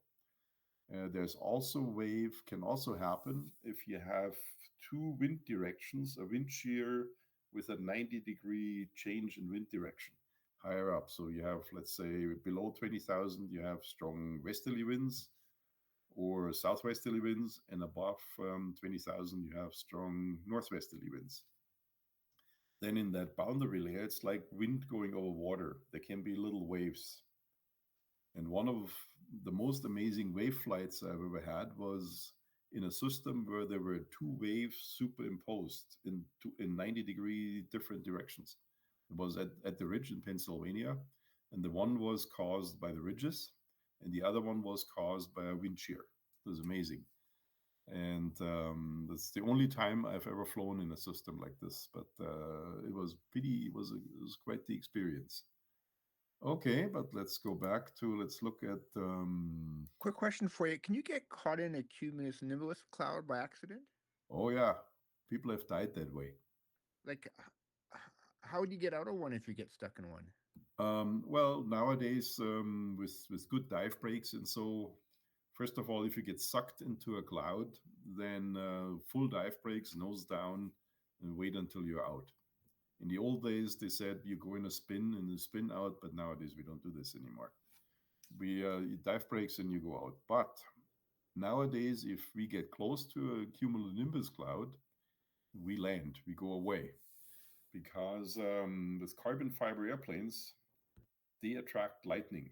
And if a carbon fiber airplane gets hit by lightning, it disintegrates. It's like a tree getting hit by lightning. And so we don't want to be even close to a CB.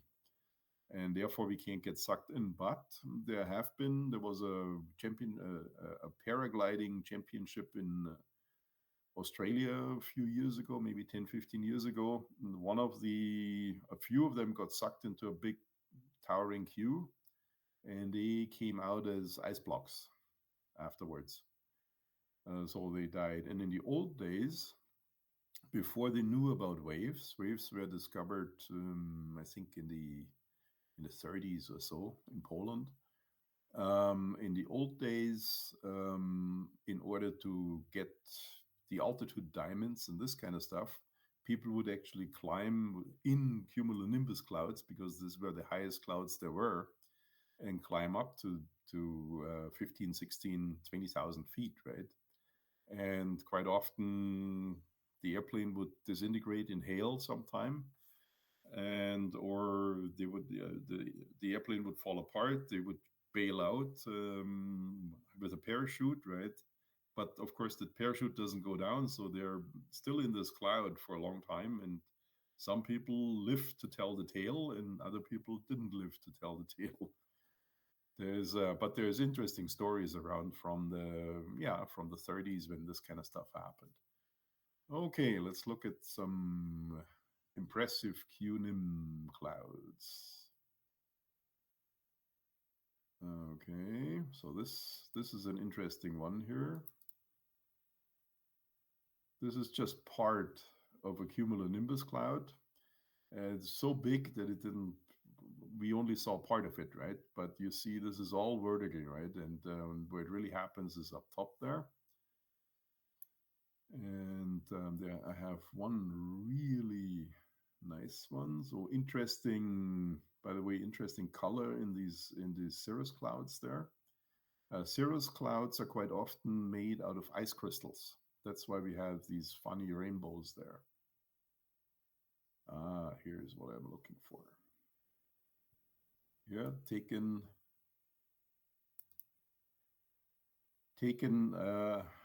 while I was flying, while I was instructing at SOSA. The instructor needs something to do too, right? And what a beautiful classic CB.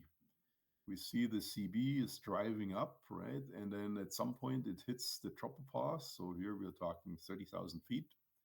And it can't go any further. So then it's a classic anvil it builds there, right? It doesn't get any more classic than that. So this is and that sits probably over Toronto or so, somewhere there. So yeah, quite the cloud. I was flying with Deepak there, and we saw this cloud. It was just amazing. Okay, what else do we have? And then, so of course, there's all sorts of in-between clouds where, it's not a CB, not a cumulonimbus yet, but the pre-stage of a cumulonimbus is a towering Q, where the Q climbs up or goes way up through the inversion, or if there's no inversion, and it becomes pretty vertical and maybe goes to 15,000 feet or so. And towering Qs also can rain. So, for example, So if you saw that cloud before, would you try to get away from that cloud? from a towering Q, not necessarily. It depends a little bit. I mean, if it's on the way where I have to go, like this one, and if I have to go back there, and I see it gets pretty thick there anyways. But you can take the lift if it starts raining on the backside, you can still take the lift on the front side and still use it, right? Yes, but when there's lightning involved or hail or so, no, stay away. Definitely. So I'm just if you do see lightning, when are you going to try to go back to SOSA? When are you going to just find any field and land? Well, it depends where the lightning is. If the lightning is away from SOSA, so if you can fly away from the lightning and towards SOSA, then you fly towards SOSA.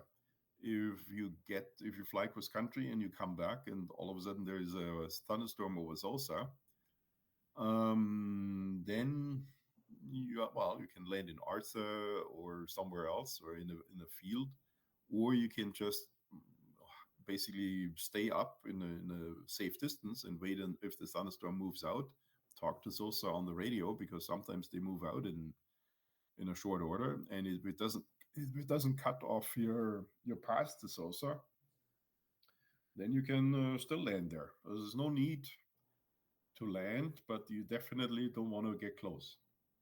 And how far from lightning do you have to be safe? It's hard to say because the lightning is unpredictable. It all of a sudden comes out the cloud, right? And so you can't say, well, the lightning I saw was 3 kilometers away, so I'm fine. The next lightning may hit you, right? Because they come out everywhere off the cloud. But you should be, when there is lightning, you shouldn't be any close to it anyways. Like, you want to be ideally already on the ground, right? Or far enough away and have a way out. You can get away, right? But you certainly, you would never want to be under something like this, like this here is the same cloud. But you can fly. There's something else. There's towering Q, right? For example, if we look at this is a towering Q. It's raining underneath, right? But there's no, it's not high enough to make lightning, right? So it's still fine. And you can still fly, for example, you can fly this Cloud Street here back to Sosa, right? This is over New Hamburg. Don't want to fly on this side. I'll show you another thing. Thunderstorms have a clear direction. Let me see. Let me see. Thunderstorm, come to me. I'm taking too many cloud pictures. But every cloud has a story. So if you see this,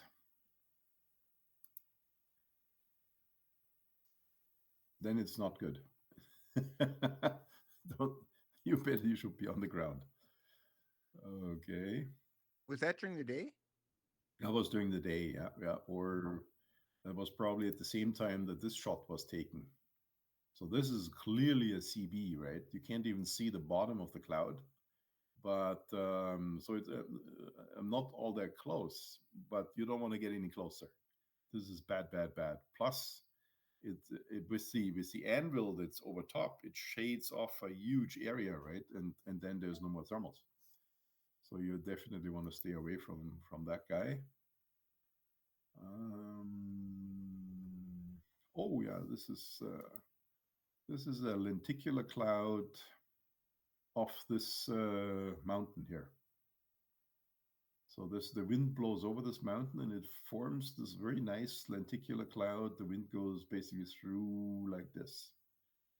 I just saw this I wasn't really there for gliding, right? It was there for beach activities. Okay. Yeah, this is the one. Okay, come up. So this is a typical sort of a storm front coming in, where the storm is moving this way. And at the front, a thunderstorm acts like a vacuum cleaner. It sucks in the air at the front and spits it out with rain and hail and whatever else at the back. So you can still fly here at the front, but it's not for the faint-hearted. But it can you can climb up there. There's probably a really strong lift, and it can help you to get away from the thunderstorm. Obviously, you want to fly this way, not this way. So I saw that in Missouri. It was quite the thunderstorm. And that shows how the air goes up here and comes down here. And here there's huge sink. And you have hail, rain, terrible things. No visibility, and maybe 40 knots downwind. And where the wind hits the downdraft hits the ground, then it's like water hitting the ground and splashing out sideways, right? There's also huge storm gust fronts on the ground. So bad, bad, bad stuff. Okay, so there's also interesting things. This was interesting clouds in Africa, right? So we're flying under a pretty big thing, and it's raining back there, but it was still possible to fly in without getting close to lightning. We've had a few of those actually in Africa. Okay, yeah, and those are. I mean, this is what we're looking for. Really nice cues, nice cumulus street. This is a cumulus street at probably 15 or 16,000 feet. Wonderful flying. So in this streak here, there'll be rows of lift and rows of sink. Is that what you're gonna see in there? No, it's just, the sink is out in the blue on both sides, and under the cloud is the lift. Lift all the time. Yeah, lift. You just fly. You go from this to this to this. So in a cumulus cloud, what you want to see is a nice bottom. Let me just see if I can see one. Okay, here we go. So these are the nice cumulus clouds. These are even better here.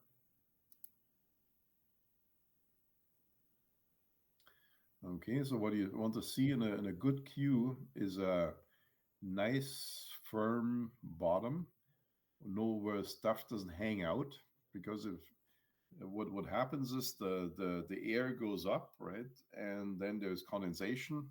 So this is what, and the bottom also looks a little darker. It's not that it's dark, it's just is the cloud is dense enough that there's no sunlight down there, and that's why it looks dark. So that would be a cloud I would fly to, and then from there I would fly to this, and maybe to this, and we can look at some others from the same series. This is a wonderful cloud street here. You start here. This doesn't look so good. You go to this one. This doesn't look good, but you go to this one. So if you look at the clouds, this looks a little raggedy. It could be a cloud building, but it could also be a cloud that's falling apart. So I wouldn't necessarily go there. I would rather go to, well, this one, this one, this one, this one. Pretty good. And here is the same thing again. Now they look dark because of the sun, right? But this looks like a good cloud. This looks like a good cloud. This looks like a sort of a raggedy thing. I'm not sure what it does. I wouldn't waste time going there. I would go to this, to this, to this. And the trick for cross-country flying is to basically tie your clouds together to get you where you want. So you should always have more than one cloud in your plan. So we can gas up here a little bit. This is questionable because it's a pretty thin cloud. This is probably better. This looks pretty good. And then there's a blue hole, so you can go around there, go to this one, and eventually end up under this one. And if you have wind blowing in one direction, does that influence what you're going to do in the sense of the middle Yeah. versus the sides? Yeah, this goes a little beyond this course now. So later in the hangar talks, when I talk about where to fly in clouds, but this looks like this the upwind end of the cloud. And you can have, when you look for where is the lift in the cloud, you can head for the center. You can try that. There's one area where quite often there's lift.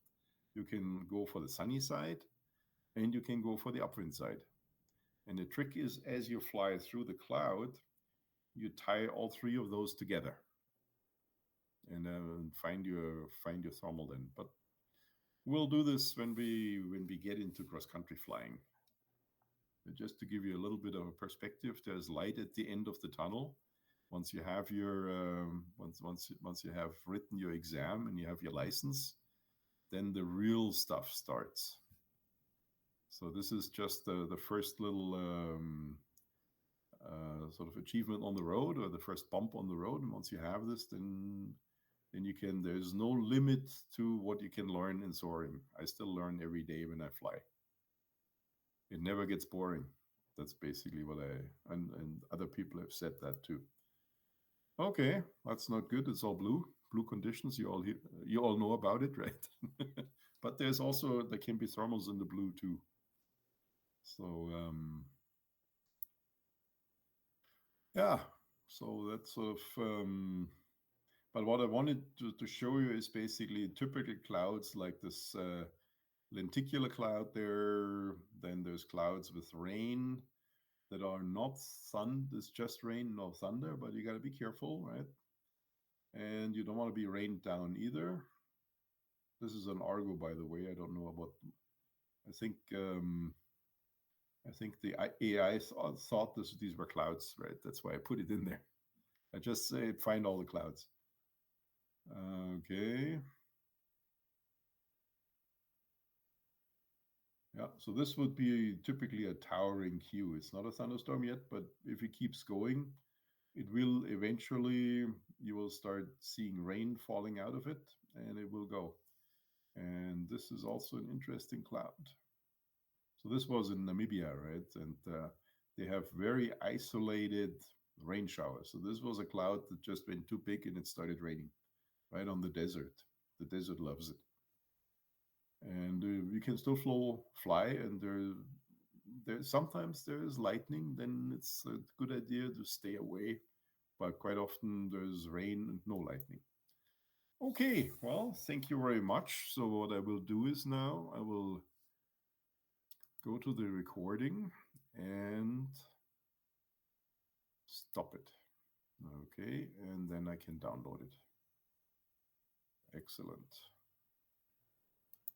That's what we forgot the last time. Okay, so see you next Thursday. Yeah. Thank you. That was fantastic. I really enjoyed the clouds. I guess You're welcome. I think my head's in the clouds too often. Yeah. Well, I mean, in the end, this is what it's all about, right? It's not about whatever they want, how many do you need to take the journey log along or not, and stuff like this. I mean, this is just stuff you need to know for the exam. It has nothing to do later with the flying. But you need to pass the exam as well. So, so work on these exams if you haven't yet, and I'll send back the graded, I'll grade them and send them back. I see Jimmy sent in everything the other day. Thank you, Jimmy. And in the meantime, now give me an honest show of hands. Who has maps? Okay, I see hands go up. Good, except Doug. Doug, are you awake? My computer isn't, but I'm awake. Oh, yes, I have some okay. maps. Okay, I'll send you a little bit of homework, like find these coordinates and what is the airspace and. And the next time we'll talk about map reading a little bit. Greg and I, we already had a little go at it at the New Year's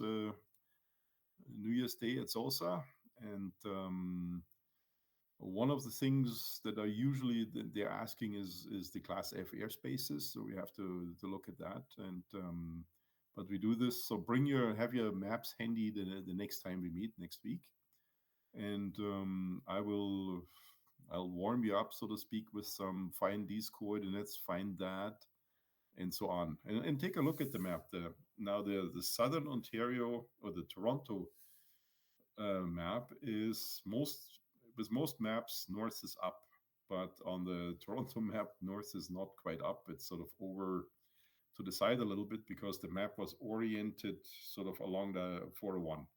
So that's why this is one of the very few maps where north is not up. That means the longitudinal lines are at an angle and they're not vertical. But you'll find your way around, and it's not so difficult. Okay, well, have a good one. And thanks for your attention. And if there's anything when I talk about stuff and you feel, well, I don't know, I'm totally lost, let me know. Say, hey, I'm totally lost. There's no shame to it. And then we can go a little deeper into things. Okay, and thanks, Noah. If you could send me the link for Transport Canada, that would be great. I sent it to your email, so you should Okay. have it. Oh, super. Okay, hey, the days are getting longer, the sun is getting stronger. Soon we'll be flying again. Bye. Thank you. Good night. Okay, good night. Thank you, Jörg.